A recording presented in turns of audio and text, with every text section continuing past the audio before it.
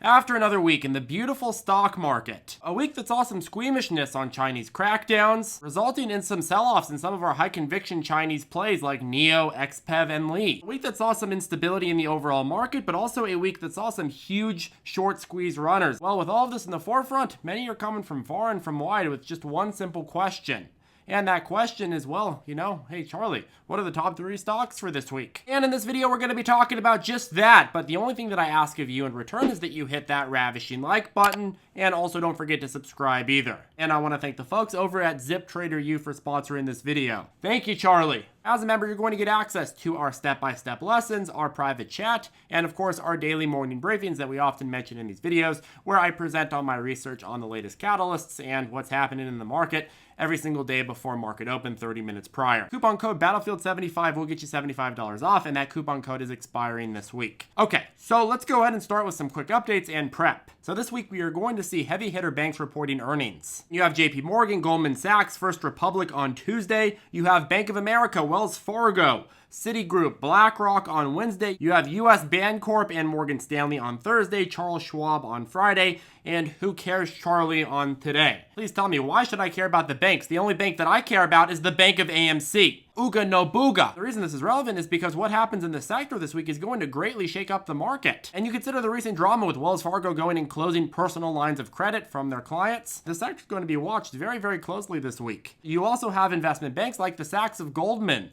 reporting earnings this week. They're factored in some record quarters, so we're going to see exactly what the predictions are for the upcoming quarters as well as their results from the previous. People are going to be intensely watching the financial sector and how it does this week as an indication for the health of the broader market approaching the end of the summer and the fall. So very important to keep in mind. Okay, let's get to work. First stock. Let's start with Carv. So quick context on Carv. So on Thursday morning prior to market open, we briefed on Carv as a short squeeze candidate. We got lucky and it more than doubled. Then it sold off into close, and on Friday morning we briefed on it again, saying previous briefing runner showing some opportunity as a short squeeze momentum play, and it did indeed continue its momentum, and it ran from 26 to 42.5 before once again selling off. Now the reason that I mention this yet again is because I actually think that this is going to be a candidate for yet another short squeeze momentum rally this week. You consider the small cap size of the stock, the social sentiment relative to that, as well as the short float. So much of the stock has been short sold to oblivion. Then you consider that retail's in the situation right now where it's very, very hot to try to squeeze stocks. And it makes me think that this is approaching a very, very compelling setup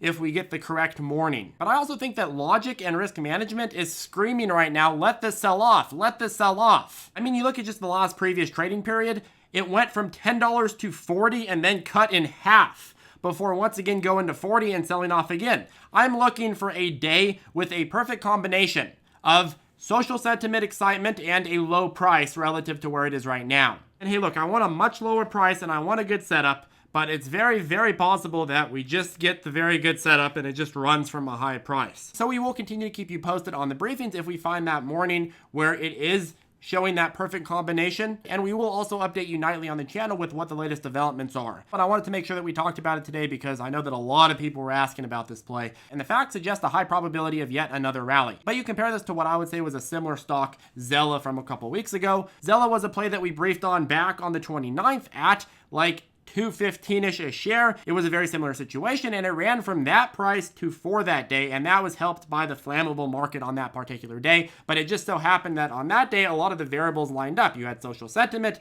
In the morning, you had a lot of strong momentum peaking up faster and faster, and then you had a ton of volume flow when it opened, and then actually it sold off, and then later you had all that volume and momentum come back, which set it up for the perfect momentum squeeze. But the point isn't that. The point is what happened afterwards. Well, it sold off for a few days and then had a second iteration of hype rallies. I think that given the right condition, Carv is going to trade very, very similar to Zella, which is to say, hey, Carv went up several times already. I think that it's going to have another cycle of upward trend momentum. There's usually that first blip of momentum that gets everybody in, and then all of a sudden, everybody's watching on the sidelines ready to pour back in if you get some more momentum. Okay, next, I want to talk about SPCE and my outlook on it. So, Virgin Galactic founder Richard Branson completed a successful space flight this weekend, which I suppose means he lost his space virginity and they have to rename the company just Galactic. I don't know exactly how that works, you can let me know, but it seems like it wouldn't be fair for them to call it Virgin Galactic after he's already gone into space. It should just be Galactic. misleading. But anyways, this has obviously been a huge PR move for the company for the last month, but also the fact that it has now been successful and he's already back on the ground is huge. To be able to launch their founder and have him live stream from space and then come back down unharmed is a dramatic vote of confidence in their technology, and certainly puts them in line with their goal to start beginning commercial service in 2022, of which they've already sold 600 tickets for, topping out at about 250,000 a pop. Now, of course, SPCE has already factored in quite a lot. SPCE has been on a nice ride up to new all-time highs since its dip in May to $14, and we are now at $49. And let's be real, the numbers of the entire space tourism industry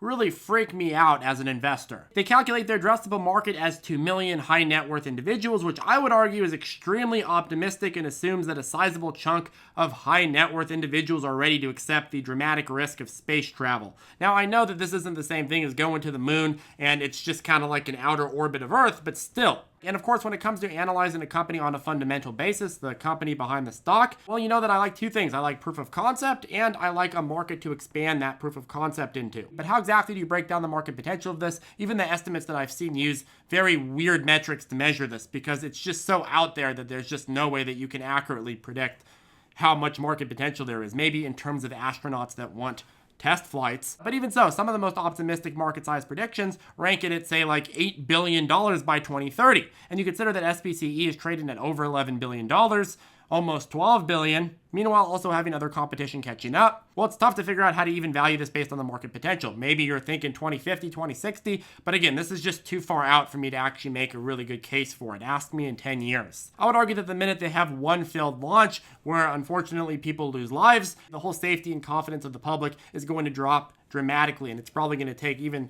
a decade or two to actually recover that confidence. When you're talking space tourism, you have to be very, very forward-looking, and again, I'm pretty forward-looking when it comes to most growth stocks, but with space tourism, it's just too much for me to comprehend, and that's just me. There's other companies that I like that are space-oriented that have a huge focus on satellites and launching different things that companies need as a third-party launcher, or providing services to companies that are launching them. But when it comes to this company, the focus is space tourism. Might make a case eventually to buy it at a much cheaper price, but right now I just don't see it as a fundamental buy and hold play. I just don't.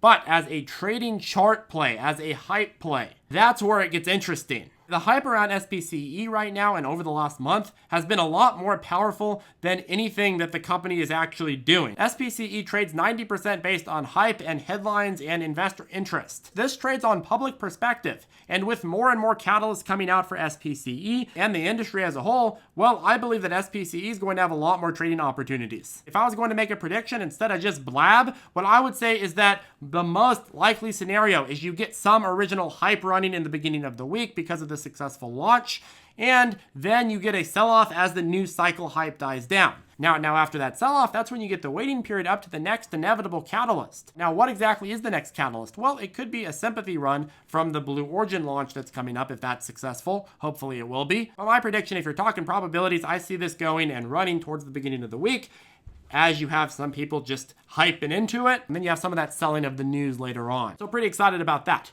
Okay, and finally, Delta, DAL. This is an important stock this week as it has a lot of implications. Delta is reporting their earnings on Wednesday, and this is the first of the major airlines that we are going to hear from since we've been this deep in that summer recovery. As a whole, the stock prices of most of these industry players in the airline sector have gone down and done fairly bad as the inflation and recovery trade went and faded away over the last couple of months. But when Delta releases this report, we're going to learn a lot. Number one, we're going to learn how high demand is growing. Number two, we're going to learn about their projections for the next quarter and the holiday season. And number three, we're going to learn if they're actually able to meet all this demand or if they're having labor shortage problems. We already know about all the labor shortage issues in the economy, and we've heard some anecdotes and sporadic data about delayed flights and labor shortages in actual airlines causing a lot of really long waits. But how is Delta dealing with this, and what are their projections in terms of how long this is going to last? Is it going to affect their fall earnings? Did it affect their previous earnings? Is it going to delay the recovery from the pandemic? The actual numbers and implications of that are huge. It's going to speak volumes for the rest of the sector and large portions of the economy that's struggling to recover right now. Anyways, folks, that caps off the video. If you have any questions, feel free to reach out to us below or join us on ZipTrader Circle. And of course, quick plug, if you'd like to learn how to trade, would like access to our private chat and daily morning briefings where we brief on all the biggest catalysts each and every morning. Well, well, I'll go ahead and put a link to ZipTrader U below. But folks, please only join us if you're going to commit yourself to the process, practicing paper trading with every single concept, and then never giving up when times get tough. The program was thoughtfully created to give you a process to learn and grow, but if you don't complete the structure and dedicate yourself to doing every single lesson and doing it as and completing it as designed, then you're not going to get anywhere. When I buy something, I make sure that I'm going to get my money's worth out of it.